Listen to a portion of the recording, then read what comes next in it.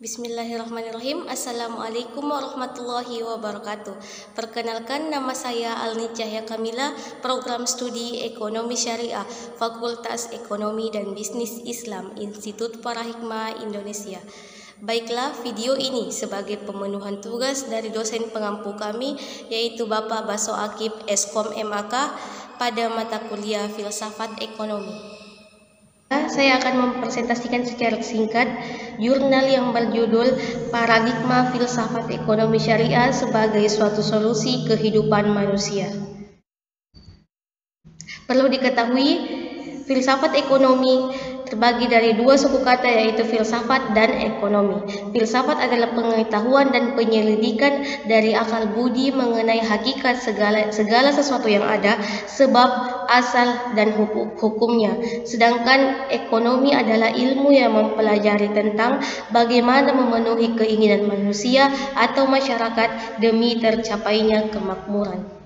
Sedangkan filsafat ekonomi adalah interdisiplin ilmu yang terkutat pada pengkajian teori ekonomi. Selanjutnya, ekonomi dalam Islam. Menurut Andi, ekonomi Islam telah muncul bersamaan dengan kehadiran Islam itu sendiri. Pada umumnya, pakar ekonomi yang menafsirkan pengertian dari ekonomi Islam di antaranya mengatakan bahwa ekonomi Islam adalah ilmu yang mempelajari usaha manusia untuk mengalokasikan sumber daya yang ada untuk mencapai falah berdasarkan pada prinsip dan nilai Al-Quran dan Sunnah. Selanjutnya, perkembangan ekonomi Islam yang dikemukakan oleh Umar Kapra. Perkembangan ekonomi Islam tidak serta-merta tumbuh berkembang secara pesat, tetapi melalui berbagai tahapan sejak awal. Sejumlah negara Muslim secara jujur tengah mempertimbangkan reformasi sistem perbankan dan keuangan mereka sesuai dengan ajaran Islam. Selanjutnya, adapun perbedaan mendasar ekonomi Islam dan konvensional dapat kita lihat dari tiga sisi, yaitu sumber, tujuan kehidupan, dan konsep harta sebagai wasilah. Yang pertama, sumber.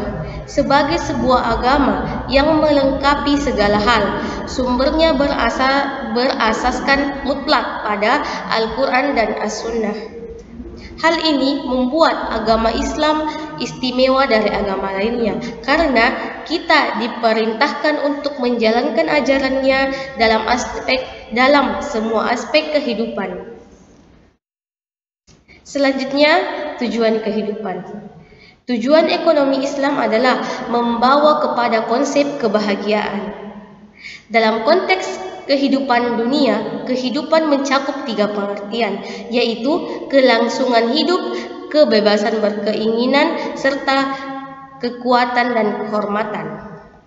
Sedangkan menurut akhirat, kebahagiaan mencakup pengertian kehidupan hidup yang abadi, kesejahteraan abadi, dan kebebasan dari segala kebodohan. Sedangkan konvensional hanya mempertimbangkan kepuasan di dunia saja. Selanjutnya, yang terakhir, konsep harta sebagai wasilah.